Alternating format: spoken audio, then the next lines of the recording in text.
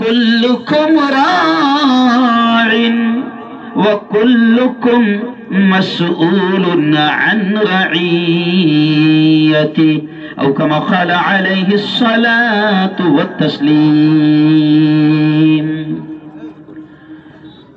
دل بدل سکتے ہیں، جذبات بدل سکتے ہیں،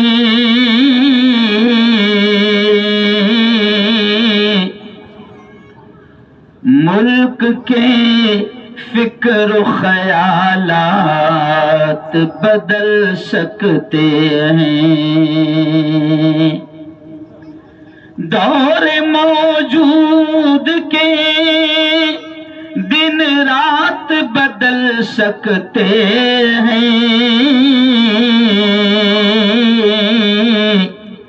ہم بدل جائیں تو حالات بدل سکتے ہیں، ہم بدل جائیں تو حالات بدل سکتے ہیں۔ بہت ہی قابل صد احترام اسٹیج پر جلوہ افروز میرے بڑے حافظ مولانا ذاکر صدیقی صاحب، صدر جمعیت علماء مرٹھواڑہ، جمعیت علماء مرٹھواڑہ کی ریڑھ کی ہڈی کی حیثیت رکھنے والی شخصیت مولانا عیسیٰ خان صاحب کاشفی، مولانا عرفان صاحب قاسمی، مولانا سلیمان صاحب، اور بھی بڑی تعداد میں علماء یہاں پر ہیں۔ لیکن خیر میں معذرت کے ساتھ یہ کہوں گا کہ اب یہ علماء کی مجلس نہیں ہے۔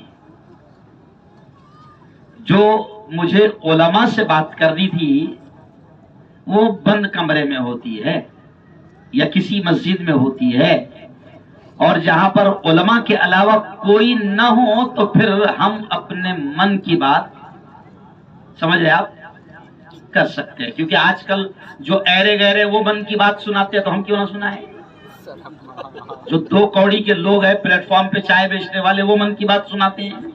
تو ہم اپنے علماء سے اپنے من کی بات کرنے والے تھے، مگر اب یہ محفل نہیں رہی، اب صرف ایک رسم ہے، ایک فارمیلٹی ہے جس کو میں پوری کرنے جا رہا ہوں۔ پھر اصل 2020 اپن کھیلیں گے مغرب کے بعد۔ اللہ کا شکر ہے علماء کو اب 2020 بھی کھیلنا آتا ہے، ٹیسٹ بھی کھیلنا آتا ہے، دنیا کے سارے گیم جو ہے اللہ کا شکر ہے۔ علم دین جب کوئی بندہ حاصل کرتا ہے اور جب اللہ اس سے کام لیتا ہے تو اللہ پھر دنیا کو اس کے سامنے لا کر رکھ دیتا ہے۔ تو مغرب کے بعد تو انشاءاللہ عمومی بات ہوگی، بڑی پیاری بات اللہ کروائے گا، ہم کہاں کریں، کیونکہ لگاتار سفر ہے۔ ابھی میں تقریباً 4 اسٹیٹ کا، ایک ہی ہفتے میں 4 اسٹیٹ کا دورہ کر کے یہاں تک پہنچا ہوں، تھکے ہوئے ہوتے ہیں۔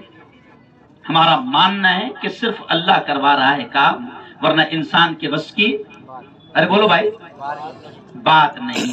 اللہ اگر توفیق نہ دے انسان کے بس کی بات نہیں۔ تو خیر چلیے آئیے ایک 10 منٹ، کیونکہ آپ سب بھی امام ہیں اور میرا خیال 40 پر آپ کو پہنچنا ہے نا، اور عوام آپ کے یہاں کی کافی اچھی ہے تو آپ کا پہنچنا بھی ضروری ہے۔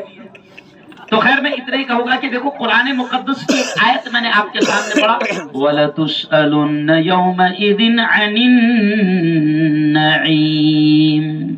اللہ کہتا ہے تم سے ضرور بالضرور سوال کیا جائے گا اس دن نعمتوں کے تعلق سے۔ تو میں بالکل سادے الفاظ میں کہوں گا کہ ہم علماء، ہم ائمہ، ہم ذمہ داران، اللہ نے جو ہم کو نعمت دی ہے، علم دین کی جو نعمت دی ہے، وہ دنیا کی سب سے بڑی نعمت ہے۔ اس لیے آپ اور ہم اکثر یہ حدیث سنتے ہیں، خیرکم من تعلم القرآن، کہ ہمارے نبی نے فرمایا، ہمارے آقا نے فرمایا، کیا فرمایا؟ اے لوگو، تم میں سب سے بہتر، تم میں سب سے اعلیٰ، دھرتی پر سب سے اونچے مقام والا وہ ہیں من تعلم القرآن وعلمہ، جو قرآن سیکھے اور سکھائے۔ میں اس حدیث کو سامنے رکھتے ہوئے اکثر یہ کہتا ہوں کہ جب میرے آقا نے، ہم سب کے نبی نے یہ کہہ دیا کہ زمین پر سب سے اونچا مقام اس کا جو قرآن سیکھے اور سکھائے، اس حدیث کو میں سامنے رکھ کر یہ بات کہتا ہوں کہ پارلیمنٹ میں بیٹھنے والے، ودھان سبھا میں بیٹھنے والے، یا کسی اسٹیٹ کا سی ایم یا کسی ملک کا پی ایم ہمارے 10 سال کے حافظ قرآن کی جوتیوں کی دھول کا مقابلہ نہیں کر سکتا۔ تو صرف میں احساس دلانے کے لیے آپ کو یہ جملہ کہہ رہا ہوں کہ اللہ نے جو ہم کو نعمت دی ہے علم دین کی، وہ سب سے قیمتی نعمت ہے، لیکن جب قیمتی نعمت دی ہے تو پھر ذمہ داری بھی ہماری بڑھ جاتی ہے۔ پیارے نبی نے یہ فرمایا کہ تم میں سے ہر شخص ذمہ دار ہے اور اس سے اس کی ذمہ داری کے تعلق سے پوچھا جائے گا۔ تو اب ہماری ذمہ داریاں کیا ہے، میں یہ پرسنل میں بیان کر سکتا تھا، عوام الناس میں یہ بیان کرنے کی چیز نہیں ہے، مگر میں صرف آپ تمام سے اتنا ہی کہوں گا کہ اللہ نے آپ کو، ہم کو جس مقام پر بٹھایا ہے، اور اللہ جس طریقے سے دین کی خدمت ہم سے لے رہا ہے، قرآن کی خدمت ہم سے لے رہا ہے، مصلوں پر نماز پڑھانے کی خدمت ہم سے لے رہا ہے، مکاتب میں بچوں کو پڑھانے کی جو خدمت ہم سے لے رہا ہے، یہ اس کا احسان ہے، یہ اس کا احسان ہے، اس کا احسان ہے۔ اب اس نے جب اتنی بڑی نعمت ہم کو دیا تو ہم سب کی ذمہ داری ہے کہ ہم اس کا پورا کما حقہ حق ادا کریں۔ دنیا میں بھی اللہ اس کا بہتر صلہ دے گا، آخرت میں بھی دے گا۔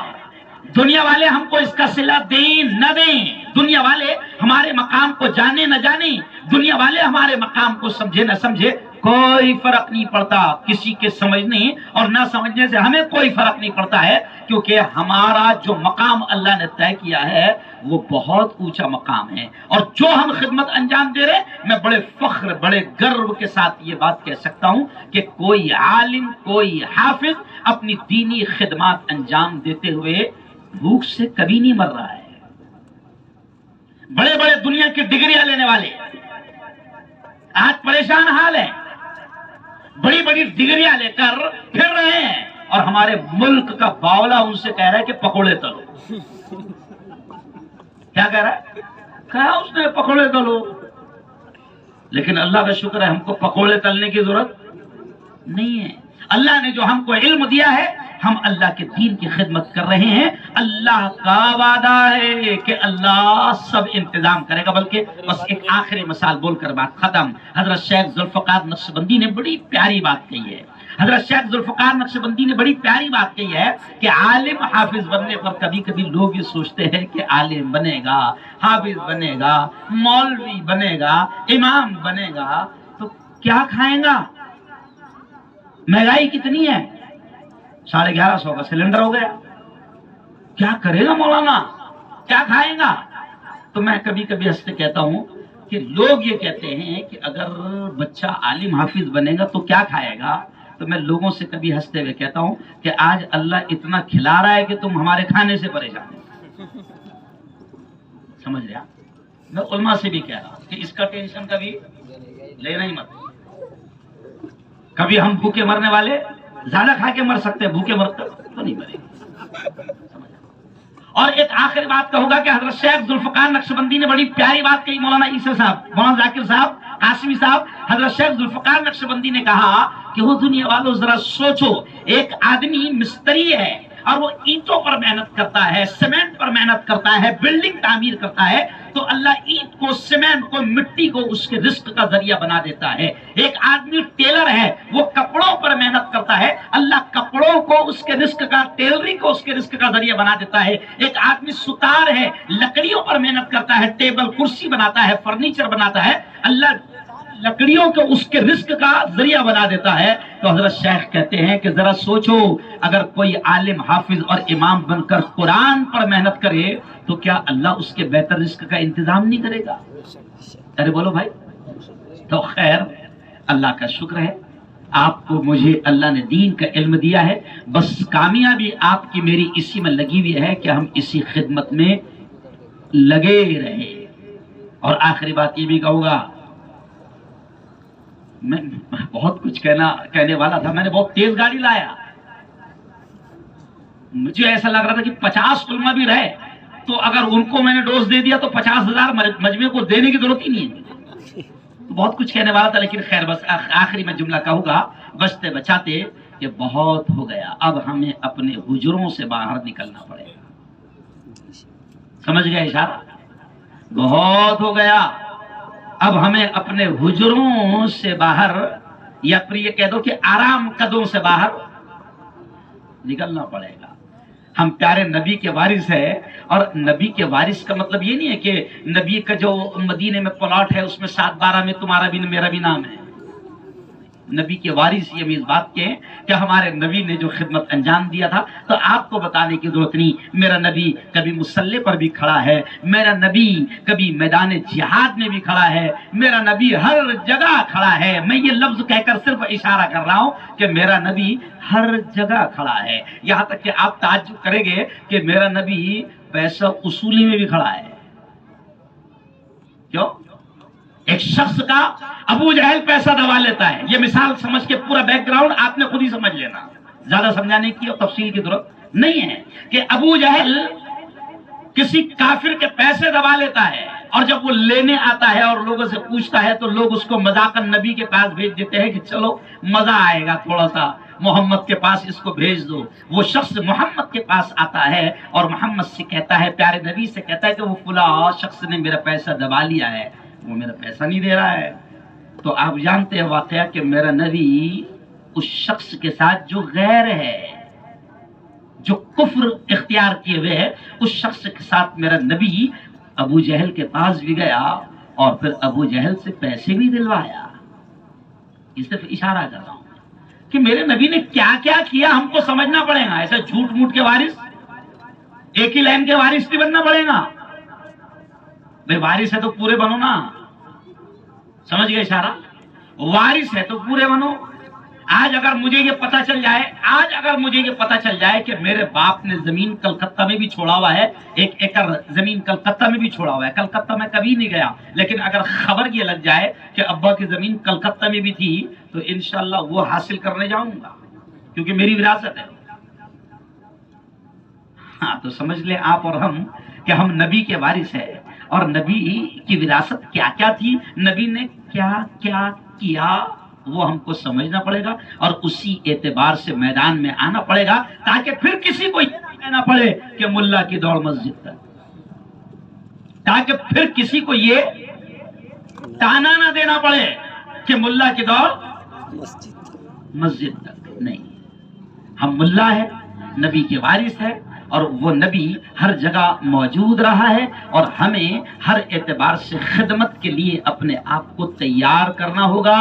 اللہ دنیا کو آپ کے ہمارے قدموں میں لا کر رکھ دے گا، اور یقین مانو آخری جملہ کہوں گا کہ جب آپ منواؤں گے، جب آپ اللہ نے جو آپ کو علم دیا ہے اس اعتبار سے جب آپ کام کرو گے تو دنیا مانیں گی۔ اس لیے کہاوت ہے کہ جھکتی ہے دنیا، جھکانے والا چاہیے۔ ارے بولو چاہیے۔